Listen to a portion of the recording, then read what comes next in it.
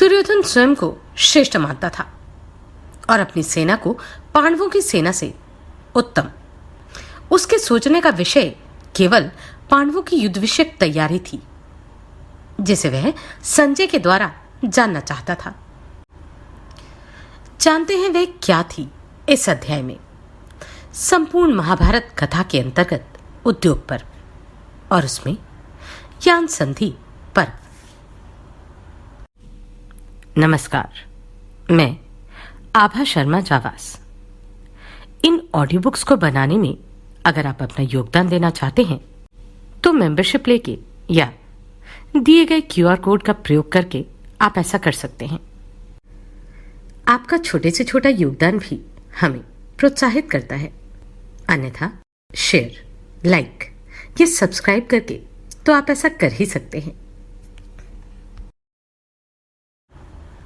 धृतराष्ट्र ने पूछा, संजय, तुमने वहां युधिष्ठिर की प्रसन्नता के लिए आए हुए किन किन राजाओं को देखा था जो पांडवों के हित के लिए मेरे पुत्र की सेना के साथ युद्ध करेंगे? संजय ने कहा, राजन, मैंने वहां देखा कि वृष्णि और अंधक वंश के प्रधान पुरुष भगवान श्री कृष्ण पधारे हुए हैं। वहां चेकितान और युयुधान सात्विकी भी उपस्थित हैं। अपने को पौरुषशाली वीर मानने वाले वे दोनों विख्यात महारथी अलग अलग एक एक अक्षोहिणी सेना के साथ पांडवों की सहायता के लिए आए थे।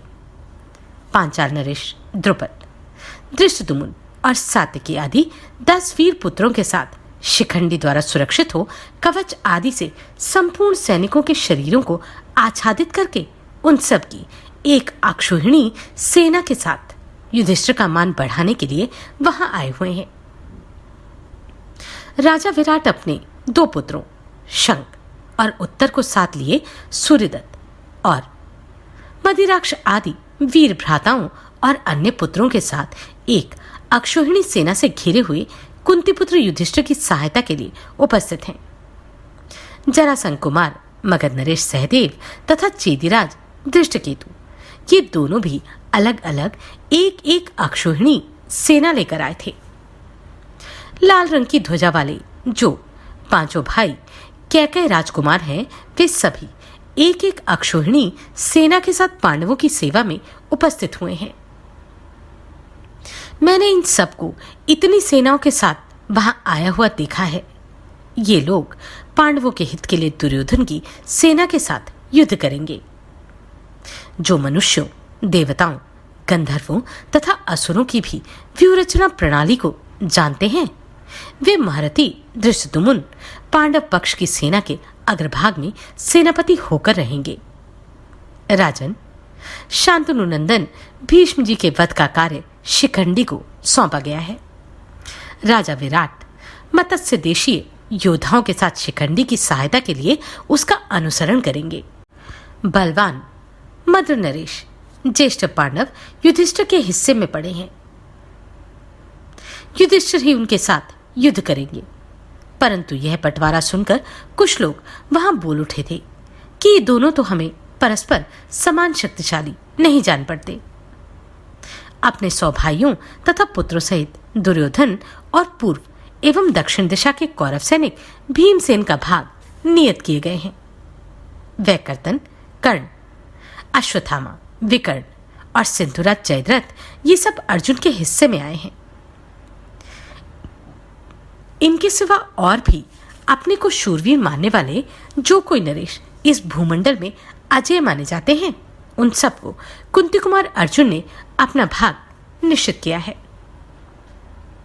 5 भाई कैकेय राजकुमार भी महान धनुर्धर हैं। वे सम्रांगण में अपने विरोधी कैकेय देशी योद्धाओं को ही अपना भाग अर्थात वध्य वैरी मानकर युद्ध करेंगे। मालव, शालव तथा त्रिगर्त देश के सैनिक और संक्षप्तक सेना के 2 प्रमुख वीर भी उन कैकेय राजकुमारों के ही भाग में नियत किए गए हैं। दुर्योधन तथा दुशासन के सभी पुत्र और राजा बृहद्दल सुभद्रानंदन अभिमन्यु के हिस्से में आए हैं। भरतनंदन सुवर्ण निर्मित ध्वजाओं से युक्त महान धनुर्धर द्रौपदी पुत्र भी धृष्टद्युम्न के साथ द्रोण पर आक्रमण करेंगे। चेकितान। द्वैरथ संग्राम में सोमदत्त के साथ युद्ध करना चाहते हैं। सात्विकी भोजवंशी कृतवर्मा के साथ युद्ध करने को उत्सुक है। महाराज, युद्ध में इंद्र के समान पराक्रमी शूरवीर माद्रीनंदन सहदेव ने आपके साले सुबलपुत्र शकुनी को अपना भाग निश्चित किया है। उस धूर्त जुआरी शकुनी का पुत्र जो उल्लुक है तथा जो सारस्वत प्रदेश के सैनिक हैं, उन सबको माद्री कुमार नकुल ने अपना भाग नियत किया है। राजन, दूसरे भी जो नरेश आपकी ओर से युद्ध में पदार्पण करेंगे, उन सबका भी नाम ले लेकर पांडवों ने उन्हें अपना भाग निश्चित किया है। इस प्रकार पांडवों की सेनाएं पृथक पृथक भागों में बटी हुई हैं। अब पुत्रों सहित आपका जो कर्तव्य हो, उसे अविलंब पूरा कीजिए। धृतराष्ट्र बोले, संजय, समर भूमि के प्रमुख भाग में बलवान भीमसेन के साथ जिनका युद्ध होने वाला है, वे कपटपूर्ण जुआ खेलने वाले मेरे सभी मूर्ख पुत्र अब नहीं के बराबर हैं। भूमंडल के समस्त राजाओं का वध करने के लिए मानो काल धर्मा यमराज ने उनका पोषण संस्कार किया है। अतः जैसे पतंगे आग में गिरते हैं, वैसे ही ये सब नरेश गांडीव धनुष की आग में समा जाएंगे। मैं तो समझता हूं जिनका हम लोगों के साथ बैर ठन गया है, वे महात्मा पांडव सम्रांगण में हमारी विशाल सेना को अवश्य मार भगाएंगे। उनके द्वारा खदेड़ी हुई उस सेना का अनुसरण अथवा सहयोग कौन कर सकेंगे? समस्त पांडव अधिरथी, शूरवीर, यशस्वी, प्रतापी, युद्ध विजयी तथा अग्नि और सूर्य के समान तेजस्वी हैं।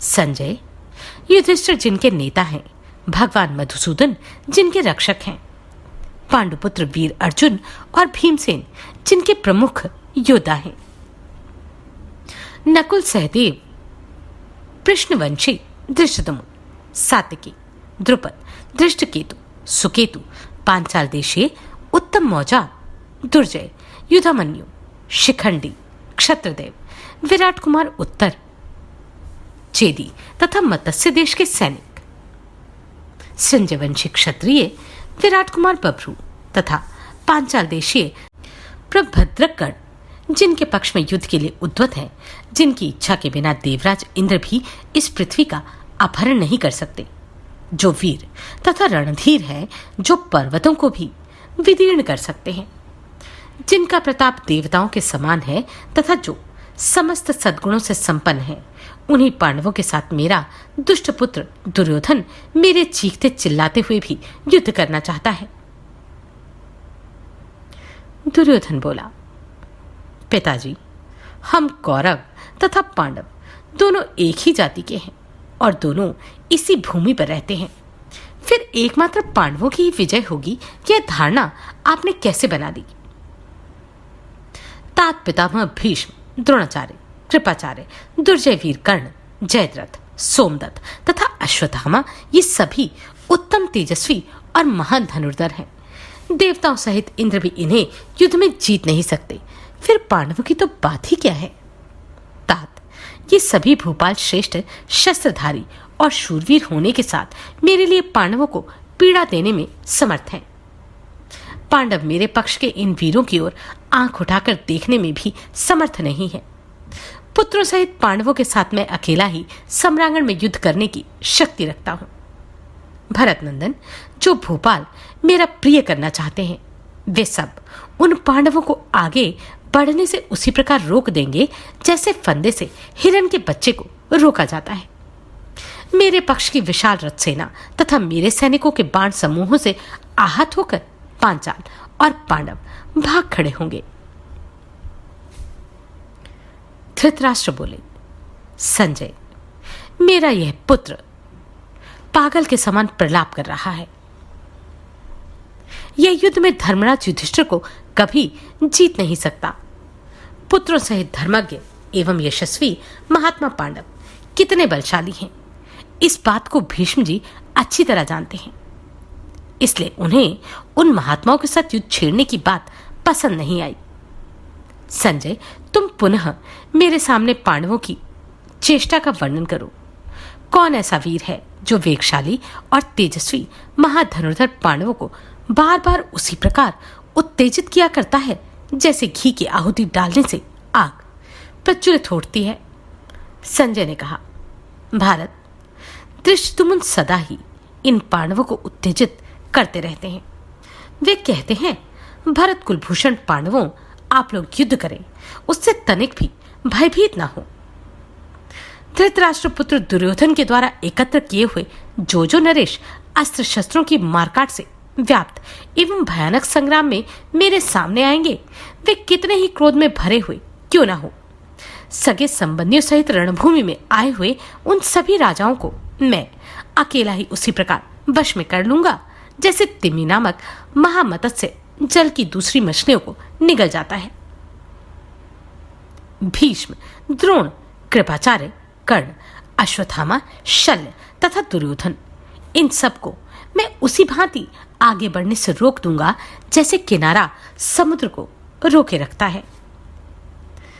इस प्रकार बोलते हुए धृष्टद्युम्न से धर्मात्मा राजा युधिष्ठिर ने कहा, महाबाहो, पांडवों सहित समस्त पांचाल वीर तुम्हारे धैर्य और पराक्रम का ही आश्रय लेकर युद्ध के लिए उद्यत हुए हैं, इसलिए तुम ही इस संग्राम से हम लोगों का उद्धार करो। मैं जानता हूं कि तुम क्षत्रिय धर्म में प्रतिष्ठित हो और युद्ध की इच्छा से सामने आए हुए समस्त कौरवों को अकेले ही कैद कर लेने की पूरी शक्ति रखते हो, परंतु तुम जो कुछ करोगे वही हमारे लिए मंगलकारी होगा। जो वीर पुरुष अपना पौरुष प्रकट करते हुए युद्धभूमि से पराजित होकर भागे हुए शरणार्थी सैनिकों के सामने खड़ा होता है और उनके भय का निवारण करता है, उसे सहस्त्रों की संपत्ति देकर भी खरीद अपने पक्ष में कर ले, यही नीतिज्ञ पुरुषों का मत है। नरश्रेष्ठ, इसमें संदेह नहीं कि तुम शूरवीर और पराक्रमी हो तथा युद्ध में भय से पीड़ित हुए सैनिकों की रक्षा कर सकते हो। धर्मात्मा कुंती कुमार युधिष्ठिर जब इस प्रकार कह रहे थे, उसी समय धृष्टद्युम्न ने मुझसे भय रहित ये वचन कहा, सूत, वहां दुर्योधन के जितने योद्धा हैं उनसे, समस्त देशवासियों से, बालिकादि प्रतीप वंशी कौरवों से, शरदान के पुत्र कृपाचार्य से, सूतपुत्र कर्ण से, द्रोणाचार्य और अश्वत्थामा से तथा जयद्रथ, दुशासन, विकर्ण, राजा दुर्योधन और भीष्म से भी शीघ्र जाकर मेरा ये संदेश कहो। अभी जाओ, विलंब ना करो। वह संदेश इस प्रकार है, कौरवों, राजा युधिष्ठिर सद्व्यवहार से ही वश में किए जा सकते हैं, युद्ध से नहीं। ऐसा अवसर न आने दो कि देवताओं द्वारा सुरक्षित वीरवर अर्जुन तुम लोगों का वध कर डाले। धर्मराज युधिष्ठिर को शीघ्र उनका राज्य सौंप दो और विश्व विख्यात वीर पांडुकुमार अर्जुन से क्षमा याचना करो। सव्यसाची पांडुपुत्र अर्जुन जैसे सत्य पराक्रमी है, वैसा योद्धा इस भूमंडल में दूसरा कोई नहीं है। गांडीव धनुष धारण करने वाले वीर अर्जुन का दिव्य रथ देवताओं द्वारा सुरक्षित है, कोई भी मनुष्य उन्हें जीत नहीं सकता। अतः तुम लोग अपने मन को युद्ध की ओर न जाने दो। धृतराष्ट्र बोले, संजय, पांडुपुत्र युधिष्ठिर क्षात्र तेज से संपन्न है। उन्होंने कुमार अवस्था से ही विधि पूर्वक ब्रह्मचर्य का पालन किया है, परंतु मेरे ये मूर्ख पुत्र मेरे विलाप की ओर ध्यान न देकर उन्हीं युधिष्ठिर के साथ युद्ध छेड़ने वाले हैं। भरत कुलभूषण शत्रुदमन दुर्योधन, तुम युद्ध से निवृत्त हो जाओ। श्रेष्ठ पुरुष किसी भी दशा में युद्ध की प्रशंसा नहीं करते। शत्रु का दमन करने वाले वीर तुम पांडवों को उनका यथोचित राज्य भाग दे दो। बेटा, मंत्रियों सहित तुम्हारे जीवन निर्वाह के लिए तो आधा राज्य ही पर्याप्त है। समस्त कौरव यदि धर्मानुकूल समझते हैं कि तुम धर्मात्मा पांडवों के साथ संधि करके आपस में शांति बनाए रखने की बात स्वीकार कर लो। वत्स, तुम इस अपनी सेना की ओर दृष्टिपात करो। यह तुम्हारा विनाशकाल ही उपस्थित हुआ है, परंतु तुम मोहवश इस बात को समझ नहीं रहे। देखो, ना तो मैं युद्ध करना चाहता हूं, न बालिक इसकी इच्छा रखते हैं, न भीष्म, द्रोण, अश्वत्थामा, संजय, सोमदत्त, शल्य तथा कृपाचार्य ही युद्ध करना चाहते हैं। सत्यव्रत, पुरुमित्र, जय और भूरिश्रवा भी युद्ध के पक्ष में नहीं है। शत्रुओं से पीड़ित होने पर कौरव सैनिक जिनके आश्रय में खड़े हो सकते हैं, वे ही लोग युद्ध का अनुमोदन नहीं कर रहे हैं। तात, उनके इस विचार को तुम्हें भी अवश्य पसंद करना चाहिए। मैं जानता हूं तुम अपनी इच्छा से युद्ध नहीं कर रहे हो, अपितु पापात्मा दुशासन, कर्ण तथा सुबलपुत्र शकुनी ही तुमसे यह कार्य करा रहे हैं। दुर्योधन बोला, पिताजी, मैंने आप, द्रोणाचार्य, अश्वत्थामा, संजय, भीष्म, कंबोज नरेश, कृपाचार्य, बालिक, सत्यव्रत, पुरुमित्र, भूरिश्रवा अथवा आपके अन्य योद्धाओं पर सारा बोझ रखकर पांडवों को युद्ध के लिए आमंत्रित नहीं किया। तात भरतश्रेष्ठ, मैंने तथा कर्ण ने रणयज्ञ का विस्तार करके युधिष्ठिर को बलि पशु बनाकर इस यज्ञ की दीक्षा ले ली है। इसमें रथी बेदी है, खड्ग श्रुवा है, गदा श्रुक है, कवच मृग चर्म है, रथ का भार वहन करने वाले मेरे चारों घोड़े ही 4 होता है, बाणकुश है और यश ही हविष्य है। नरेश्वर, हम दोनों सम्रांगण में अपने इस यज्ञ के द्वारा यमराज का यजन करके शत्रुओं को मारकर विजयी हो विजय लक्ष्मी से शोभा पाते हुए पुनः राजधानी में लौटेंगे। तात, मैं, कर्ण तथा भाई दुशासन, हम 3 ही समरभूमि में पांडवों का संहार कर डालेंगे। या तो मैं पांडवों को मारकर इस पृथ्वी का शासन करूंगा, या पांडव ही मुझे मारकर भूमंडल का राज्य भोगेंगे। राज्यच्युत न होने वाले महाराज, मैं जीवन, राज्य, धन सब कुछ छोड़ सकता हूं, परंतु पांडवों के साथ मिलकर कदापि नहीं रह सकता। पूज्य पिताजी, तीखी सुई के अग्रभाग से जितनी भूमि बिंद सकती है, उतनी भी पांडवों को नहीं दे सकता। धृतराष्ट्र बोले, तात कौरवगण, दुर्योधन को तो मैंने त्याग दिया। यमलोक को जाते हुए इस मूर्ख का तुम लोगों में से जो अनुसरण करेंगे, मैं उन सभी लोगों के लिए शोक में पड़ जाऊंगा। प्रहार करने वालों में श्रेष्ठ व्याघ्र जैसे रूरू नामक मृगों के झुंड में घुसकर बड़े बड़ों को मार डालते हैं, उसी प्रकार योद्धाओं में अग्रगण्य पांडव युद्ध में एकत्र होकर कौरवों के प्रधान प्रधान वीरों को मार डालेंगे। मुझे तो ऐसा प्रतीत हो रहा है कि पुरुष से तिरस्कृत हुई नारी की भांति इस भरतवंशियों की सेना को विशाल बाहों के द्वारा वीर सात्विकी ने अपने अधिकार में करके रौंद डाला है, और वह अब विपरीत दिशा की ओर अस्त व्यस्त दशा में भागी जा रही है। मधुवंशी सात्विकी युधिष्ठिर के भरे पूरे बल वैभव को और भी बढ़ाते हुए जैसे किसान खेतों में बीज बोता है, उसी प्रकार समरभूमि में बाण बिखेरते हुए आगे बढ़ रहे हैं। सेना में समस्त पांडव योद्धाओं के आगे भीमसेन खड़े होंगे और समस्त योद्धा उन्हें भयरहित प्राकार अर्थात 4 दीवारी के समान मानकर उन्हीं का आश्रय लेंगे। जब तुम देखोगे कि भीमसेन ने पर्वताकार गजराजों के दांत तोड़ एवं कुंभस्थल विदीर्ण करके उन्हें रक्त रंजित दशा में धाराशायी कर दिया है, और वे रणभूमि में टूट फूट कर गिरे हुए पर्वतों के समान दृष्टिगोचर हो रहे हैं, तब उन सब पर दृष्टिपात करके भीमसेन के स्पर्श से भी भयभीत होकर मेरी कही हुई बातों को याद करोगे। भीमसेन जब घोड़े, रथ और हाथियों से भरी हुई सारी कौरव सेना को अपनी क्रोधाग्नि से दग्ध करने लगेंगे, उस समय अग्नि के समान उनका प्रबल वेग देखकर तुम्हें मेरी बातें याद आएंगी। तुम लोगों पर बहुत बड़ा भय आने वाला है। मैं नहीं चाहता कि पांडवों के साथ तुम्हारा युद्ध हो। यदि हो गया तो तुम लोग भीमसेन की गदा से मारे जाकर सदा के लिए शांत हो जाओगे। काट कर गिराए गए विशाल वन की भांति जब तुम कौरव सेना को भीमसेन के द्वारा मार गिराई हुई देखोगे, तब तुम्हें मेरे वचनों का स्मरण हो आएगा। वैशंपायन जी कहते हैं, महाराज, जन्मेजय राजा धृतराष्ट्र ने वहां बैठे हुए समस्त भूपालों से उपयुक्त बातें कहकर उन्हें समझा बुझाकर पुनः संजय से पूछा। धृतराष्ट्र अब दुर्योधन का त्याग करने के लिए तैयार थे, किंतु वह पुनः पुनः संजय से उत्तर जानना चाहते थे। वह यह युद्ध कदापि नहीं चाहते थे, किंतु यह कार्य तो उन्हें तब करना चाहिए था जब दुर्योधन ने पांडवों का राज्य छीन लिया और उस पर 13 वर्षों तक शासन किया। अपने हाथ आई हुई धन लक्ष्मी या भूमि कौन त्यागता है? तो दुर्योधन भी जो कर रहे थे वह नीति युक्त ही था। सत्य है, काल महान है। जाने आगे क्या क्या घटित हुआ अगले अध्याय में।